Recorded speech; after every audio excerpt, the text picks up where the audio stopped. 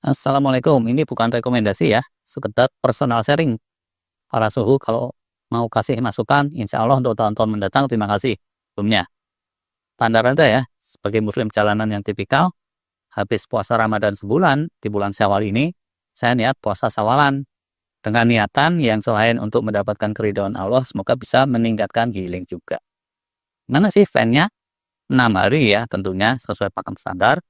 Terus, 6 hari itu dibagi 2 paket, alias 2 kali 3 hari gitu.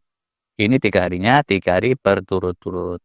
Kalau secara syariah, sebenarnya puasa Syawalan itu setahu saya relatif bebas.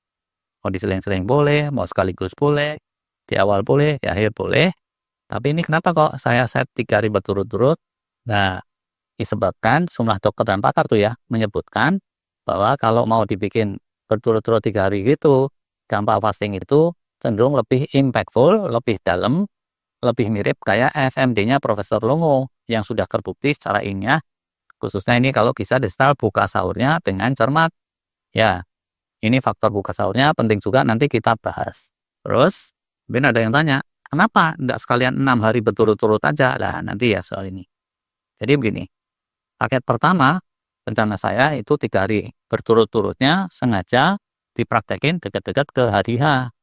Dimulai H plus 2, untuk tahun ini jadinya H plus 2 plus 3 plus 4. Kenapa dideketin dengan hari H? Pertimbangan saya nih ya, ini untuk memanfaatkan momentum. Mumpung badan ini masih nyetel, nyeklik dengan keseharian puasa. Puasa Ramadan yang sebulan penuh kan ya. Terus yang paket kedua, 3 hari berturut-turutnya itu di setel di tengah-tengah bulan Syawal. Tanggal 13, 14, 15 Syawal kayak gitu. Ini sesuai pakem Ayamul Bid. Dulu udah pernah kita ulas ya, soal puasa tengah bulan ini. Buat yang belum ngerti pakem Ayamul Bid, puasa 3 hari di tengah bulan, silakan aja untuk googling sendiri. Nah, dengan di style di tengah bulan, ini sekaligus memulai siklus tengah bulanan yang akan dilanjut Ayamul Bid di bulan-bulan berikutnya. Kalau di set lebih mundur lagi, jedanya dengan Ayamul Bid bulan berikutnya jadi terlalu dekat. Tapi kalau disatukan dengan paket pertama tadi, jedanya malah jadi terlalu jauh. Begitu juga kalau yang paket pertama ditarik ke tengah bulan, itu terlalu jauh dengan momentum Ramadan. Jadi ya udah, jalan tengahnya menurut saya mending dibelah 2 paket seperti ini. Tapi sekali lagi ini sekedar pendapat saya. Kalau istri saya, pendapat dan rencana personalnya itu beda lagi. Dan saya kira orang-orang yang soleh ya, yang udah ahli puasa di antara penonton semua itu juga punya personal plan yang variatif dengan berbagai wisdom dan niatannya masing-masing. Itu pertamanya terkait penjadwalannya. Keduanya terkait sahurnya. Seperti apa sih rencana sahurnya? Ya ini akan pakai sahur model minimalis seperti yang kemarin kita bahas. Nah yang kemarin belum nonton, kalau mau ngecek silakan aja ditonton video yang lalu. Sahur minimalis versi saya itu kayak apa? Ya pas jam sahur saya bangun sekitar jam 3.30 kayak gitu ya. Terus makan telur biasanya sebutir, plus minum air, air putih, air tawar secukupnya. Hari pertama kemarin saya makannya telur pindang, hari keduanya tadi telur gudeg, hari ketiganya besok, dan nanti oleh 3 hari yang di tengah bulan, nggak tahu nih, waktu video ini dibikin belum direncanakan. Bisa aja itu telurnya telur rebus, bisa telur setengah mateng, bisa juga telur mata sapi, atau kalau pas nggak selera makan telur ya udah minum air putih pun itu cukup aja.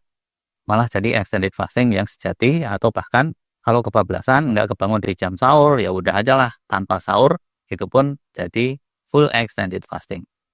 Nah setelah sahurnya buka puasanya gimana? Ini diatur cermat juga, bukan limit banget sih, kelas moderat aja lah ya. Soal gizinya juga ini sedapatnya aja, bukan khusus. Kalau mau fokus sama nutrisi dan gizi, ini masih banyak waktu di hari-hari lain. Begitu maghrib gitu ya. Diawali dengan takjil ringan, sesuai sunahnya.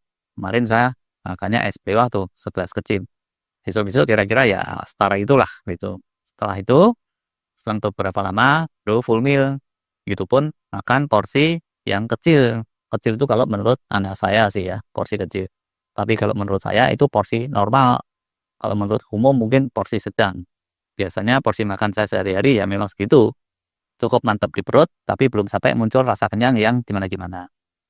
Nah itu ya udah, stop makan di jam 8 malam atau sekitar itu. Terus jam 9 atau kurang dikit tidur. Ngantuk soalnya.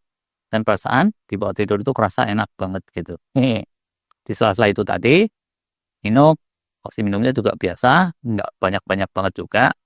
Terus snacking juga bebas, cemil sana cemil sini, seadanya snack sambil ngobrol gitu, tapi makan snacknya ini juga nggak kalap.